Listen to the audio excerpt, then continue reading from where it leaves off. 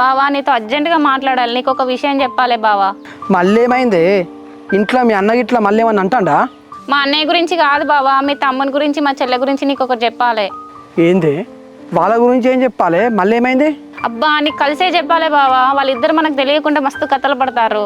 ఏం మాట్లాడతానే అసలు నీకన్నా అర్థమవుతుందానే? ఎవరు చెప్పు నీకు ఈ విషయం అసలు? నేను కలిసినాక నీకు అన్ని డీటెయిల్గా చెప్తా బావా, నువ్వైతే ఫస్ట్ రా. సర్లే, మరి నీ ఇక్కడనే మన గడివాన్ దగ్గరనే ఉన్నా, మరి ఇక్కడ రా, ఇక్కడ కలిసి మాట్లాడుకుందాం. సరే బావా.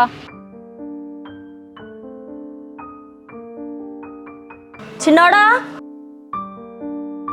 అమ్మా ఏం చేస్తానవరా? ఏం లేదమ్మా, సండే రోజు ఆన్లైన్లో ఒకటి ఇంటర్వ్యూ ఉన్నది, ఇంకో దానికి ప్రిపేర్ అవుతాను. మీ ఫ్రెండ్ నవీన్ ఉన్నాడు కదా నాన్న, వాళ్ళ అమ్మ కలిసింది, ఆయనకేమో బెంగళూరులో జాబ్ వచ్చిందట కదా. అవునే అమ్మా, బాష్ కంపెనీలో వచ్చింది వానికి. అవునా బిడ్డ, సంవత్సరానికి 10 లక్షలట కదా జీతం. అవునే, ఇంతనా ఒక పెద్ద ఎంఎన్సీ కంపెనీ కదా, 150+